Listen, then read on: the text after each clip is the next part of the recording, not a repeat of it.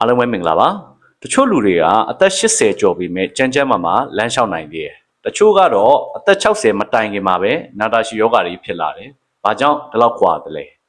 အဖြေကတော့နေ့စဉ်လှုပ်တဲ့အလေ့အကျင့်တွေကြောင့်ပါဒီနေ့တော့ကျမ်းမာစွာအသက်ကြီးလာဖို့အရေးကြီးဆုံးအလေ့အကျင့်6ခုကိုပြောပြပေးမှာဖြစ်ပါတယ်နံပါတ်1ကတော့အာဟာရပြည့်ဝစွာစားခြင်းပါကျမ်းမာရေးကမိဖို့ချောင်းကနေစတင်တာပါနေ့တိုင်းထမင်းပဲများများစားတာအချိုရည်တောက်တာအကျော်ရည်များများစားတာထက်ဟင်းဟင်းရွက်အသီးနှံငါးပဲ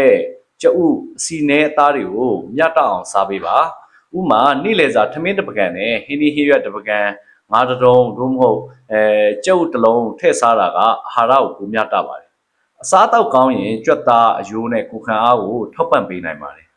နံပါတ်2ကတော့ပုံမှန်လေ့ကျင့်ခန်းလုပ်ပါအသက်ကြီးလာလို့အနားယူဖို့ပဲလိုတာမဟုတ်ပါဘူးလှုပ်ရှားဖို့ကပိုလိုပါတယ်လေ့ကျင့်ခန်းဆိုတာဂျင်တွားမှမဟုတ်ပါဘူးဥမာမနက်ကိုမိနစ်30လောက်လမ်းလျှောက်တာလေကားတက်တာ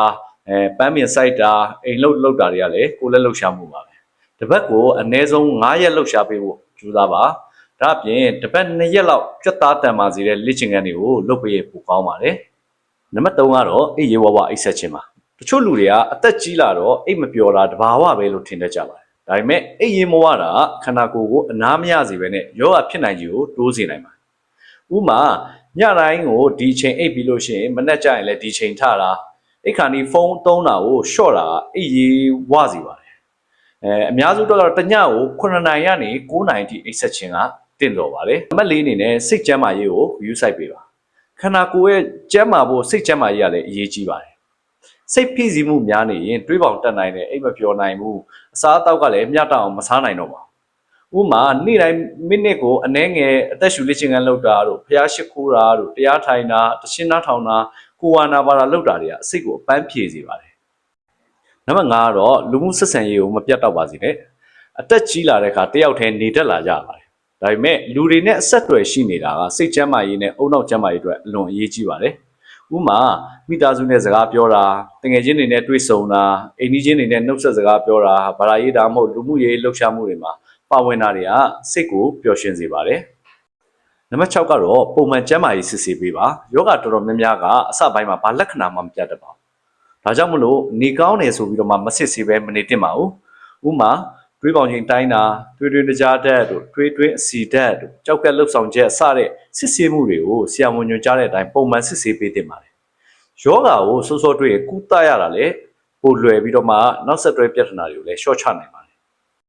ကျန်းမာနဲ့အသက်ကြီးလာဖို့ကလျှော့ဝှက်ချက်တွေအများကြီးမရှိပါဘူးနေ့စဉ်လုပ်နေတဲ့အလေ့ကျင့်လေးတွေကမမှန်လုပ်ပေးဖို့ပဲလိုတာပါ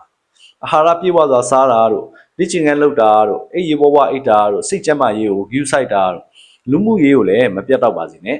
ပုံမှန်ကျန်းမာရေးကိုလည်းစစ်ဆေးပေးပါဒီလိုအလေ့ကျင့်တွေကိုဒီနေ့ကနေစပြီးတော့မှစတင်လိုက်တာအနာဂတ်မှာပိုကျန်းမာတဲ့ဘဝကိုပိုင်ဆိုင်နိုင်မှုအကောင်းဆုံးရင်းနှီးမြှုပ်နှံမှုတစ်ခုပါပဲ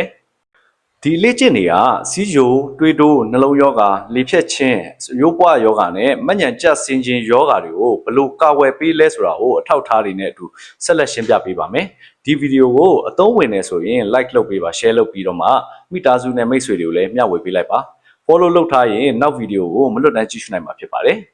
အားလုံးကျန်းမာကြပါစေကျွန်တော်ကတော့ယောဂါတွေကိုကာကွယ်ဖို့အမြဲပြောနေမဲ့ဒေါက်တာနေထအောင်ပဲဖြစ်ပါတယ်